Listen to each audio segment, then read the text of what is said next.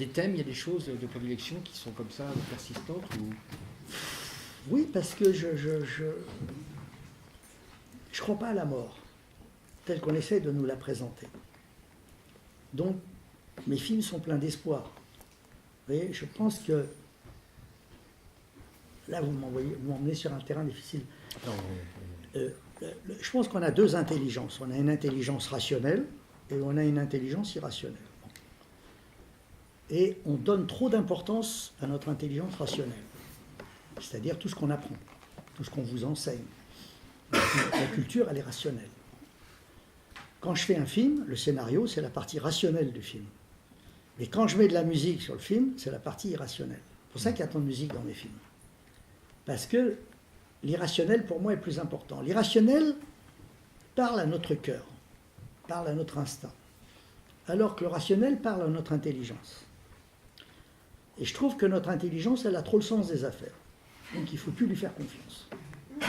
Alors que mon cœur, lui, il ne m'a jamais couillonné. Quand il accélère ou quand il a ralenti, c'est que pour des bonnes raisons. Donc j'ai plus envie de filmer le cœur des gens, j'ai plus envie de m'adresser à leur cœur qu'à leur intelligence. C'est souvent ce qu'on m'a reproché, que les critiques m'ont reproché, parce que ce qui les intéresse, c'est plus l'intelligence que le cœur. Bon. Et moi, quand je fais un film, c'est pour toucher le cœur des gens. C'est pour que d'un seul coup, que leur cœur s'accélère ou ralentisse.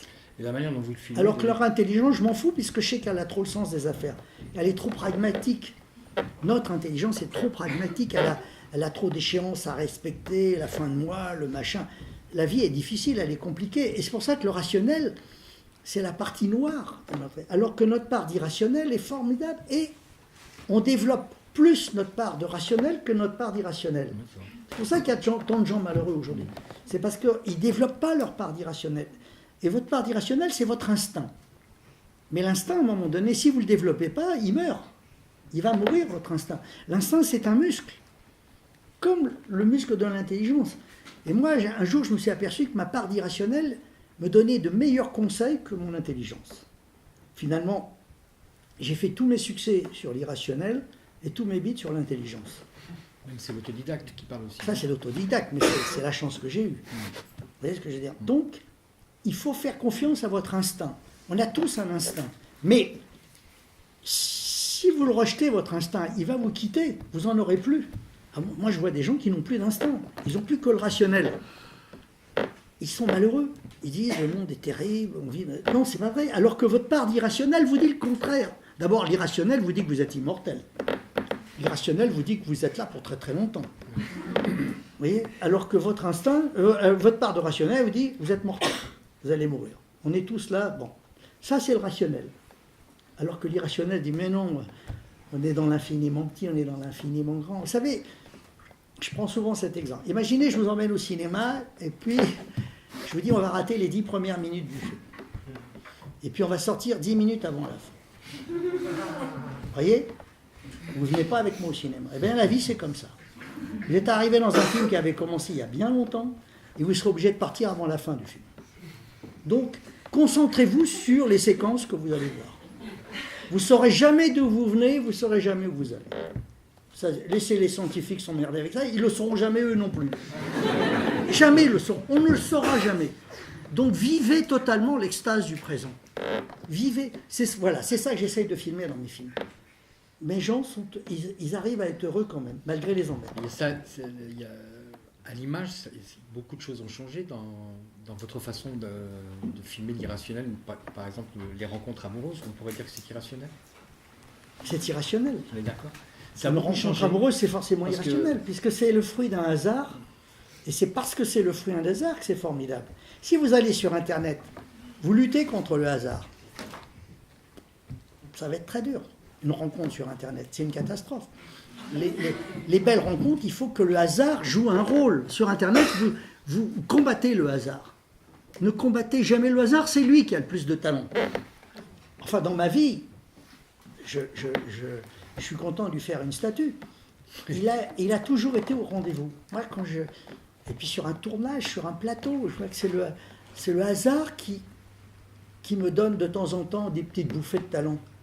Parce que je lui fais confiance. Et il sait que je suis un bon client. Donc il vient vers moi. Il y a des moments en tournant où l'accident, c'est-à-dire ce hasard, la chose dont pouvait se servir un acteur à un moment donné, dans quelque chose qui pourrait être de l'ordre de l'improvisation, a fait qu'il a engagé votre vision et l'histoire que vous vouliez raconter dans une autre direction. Parce que justement, il s'était passé quelque chose. Et que du coup, vous alliez faire un autre film que celui que vous aviez prévu. Ça ne me dérange pas. Non, mais c'est intéressant de savoir. Moi, je suis, suis par exemple. Le rôle d'un acteur, sur un de mes films, il peut grossir et se rétrécir. Oui, on peut le couper là. Ah bah ouais. Moi, quand je suis sur un film, quand j'ai tourné tout ça pour ça, Lucchini avait un tout petit rôle. À la fin, il s'est retrouvé avec le rôle principal.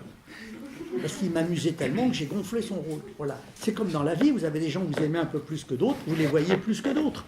Eh bien, c'est pareil. Donc, moi, quand je tombe amoureux d'un acteur, je le laisse s'exprimer. Je me dis, putain, il a compris encore plus que moi.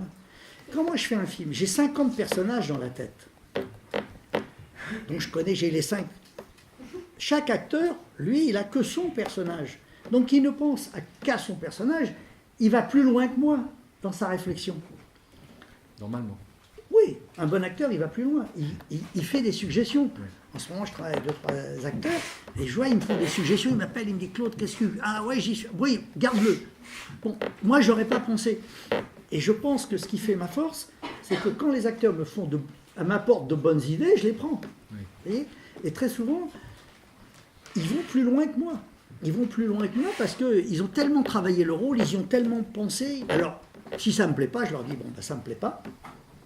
Et puis au cinéma, on peut couper.